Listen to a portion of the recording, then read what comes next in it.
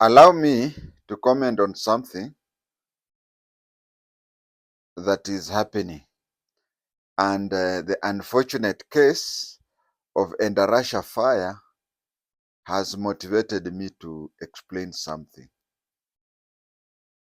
I want to explain, most of those people who are watching do not have a problem like Endarasha, Kware, and so on.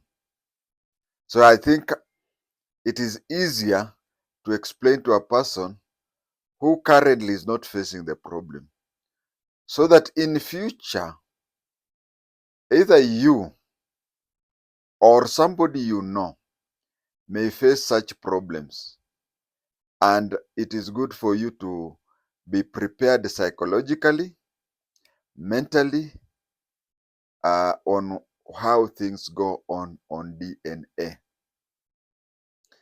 If it happens to you by bad luck that such an incident comes, I think I'll have explained to you, and it would be easier for the people concerned to explain it to you. On the other hand, equally unfortunate, if it happens to somebody you know, it is easier for you to counsel that person, a person who is close to you.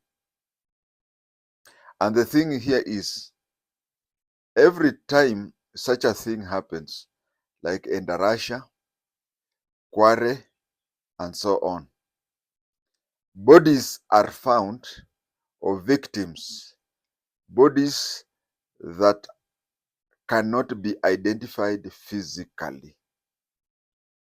I'm trying to remember, there's a case where somebody was found dead. I think it was a girl, and she was disfigured and whatever, but her fingerprints were clear. So at the mortuary, nowadays they call them funeral homes. At the mortuary, the fingerprints were taken by DCI, and she was identified. So cases come where a victim cannot be identified through physically looking at the body,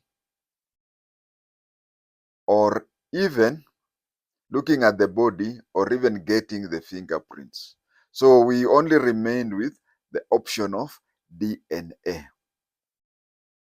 When it comes to DNA, those concerned have always insisted that first and foremost, the mother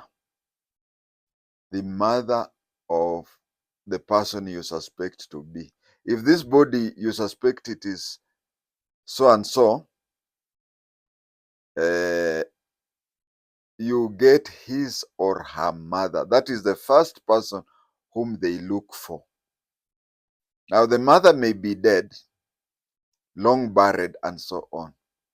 The second person they go for is a child born from the same mother. A child born from the same mother. That is either the twin of the person suspected to be dead, or the elder or younger, but can I use the word umpmate? Yeah, umpmate. Now, if the umpmate cannot be found, the next line is somebody who was born, whom you are sure was born with a mother. Mjomba, that is uncle or aunt, but a sibling to the mother. The next step is a child born by a sister, not a brother, a sister to the mother. For example, the person you suspect to be dead, his or her mother is dead or cannot be found. The mother had sisters. Okay, the sisters cannot be found. Could the mother's mother be found? Yeah, in some cases we have. Or even daughter, no, children, not daughters, children of the sister to the mother. If the deceased, if the person we suspect, if the person we suspect this is marehemu hayati, we look at marehemu hayati's he or she had a mother, so we can call that mother mama marehemu or mama hayati. Now mama marehemu or mama hayati had sisters, isn't it? The sisters can have their DNA checked against this person. Or if the sisters to mama marehemu had children, why is it that DNA we are checking on female lineage only? It happens like this. When I was growing up, before DNA came, when I was growing up, we were being told by men who were older than us two things. One, that the kids, we will be having them at home bearing our names, and our names being on their what do you call their names be our names being on their birth certificate or even ID and so on, are people's children. And we were being told our children are being brought up by other men. So we were told just bring up the kids kwa imani. But from experience, I could say over 97% of the kids are yours, you man. 97% are yours. 3% are not yours. So in every checkup, we can say that 97 proves that the man is. So even if it is 1 in 1,000, even if it is 1 in 1,000, and you discover the child is not yours. So, but you see, with the mother, there is surety. Unless we have cases of children being switched in the hospitals. We have cases where you go to the woman gives birth, and she, especially we have a case, many of the cases are cases where a woman delivers, she's shown a baby, and she's told, you are a proud mother of a boy. Then obviously there's a time the mother will sleep. When she sleeps, later on she's handed over a girl. She says, no, I remember, and I saw you. I saw you. You showed me a baby boy. How is it that it is a baby girl? Now, in such a case, if that child has a problem, let's say with the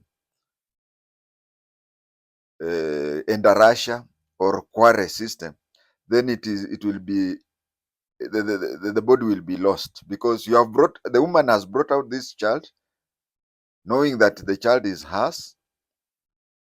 Or even those women who buy, we have couples, yeah. You have couples who sneak to, and then a woman gives birth to a child, a baby boy or a baby girl, and then that baby is sold.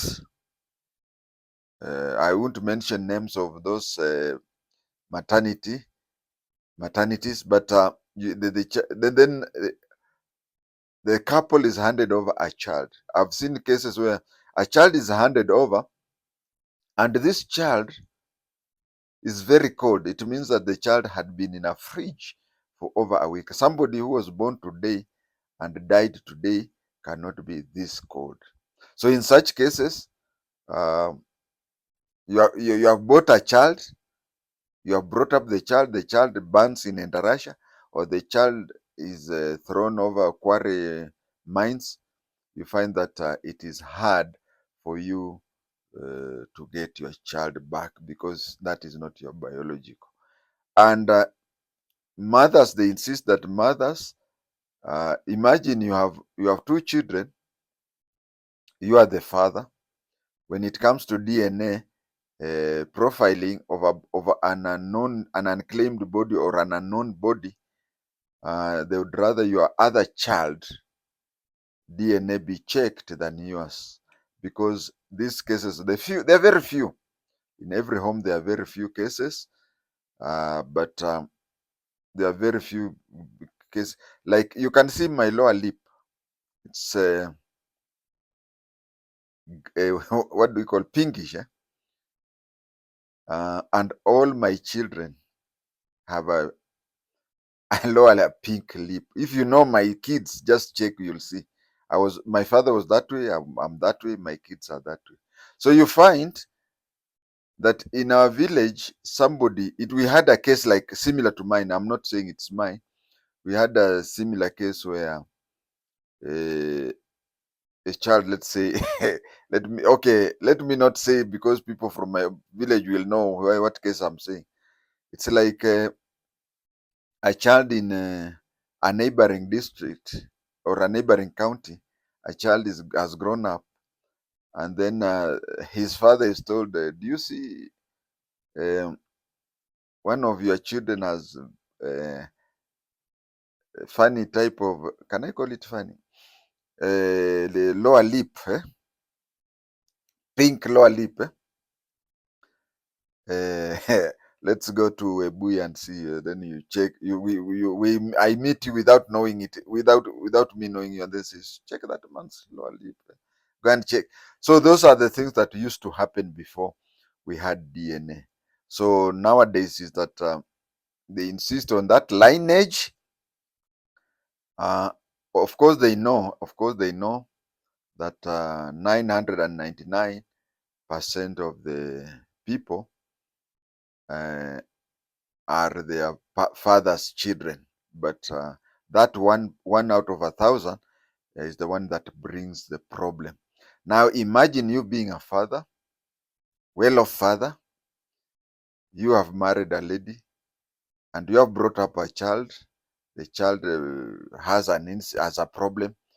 Uh, it's not just in Kenya. You remember the plane that was flying out of was it Ethiopia Airlines, where it fell down and people are banned beyond recognition. Imagine your child going away, being buried as an unknown and as an unclaimed person. And then you are left with a case that your child was not among them, or your child was not among whatever. So there are several options. If you find that we have had people, men, I would not advise that, but we have had men who secretly do DNA tests on their children. First of all, the child goes for ordinary whatever, and then there is an arrangement for the child to be medically tested. And when the child is medically tested, the father is now assured or told this is never your child. But as being told that the child is not yours does not necessarily mean that your spouse cheated on you. We have had cases like the case I've given you of a child, a child being, some parents want children of a certain gender.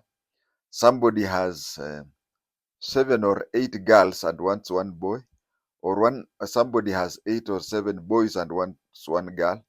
So the person who goes to, and then we have also had cases of uh, professional women who do not want to carry pregnancies. So there are many cases, but not all of them.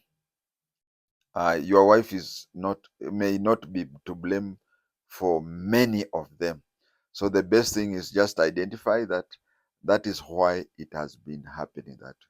But I know of one case, just one case, where tracing these people are not easy, and the man insisted that his DNA test to be done, and he was consulted. When he was consulted, then after counseling him, he admitted everything was ready for any results, and then the results came that the body was his child, and actually he was the father.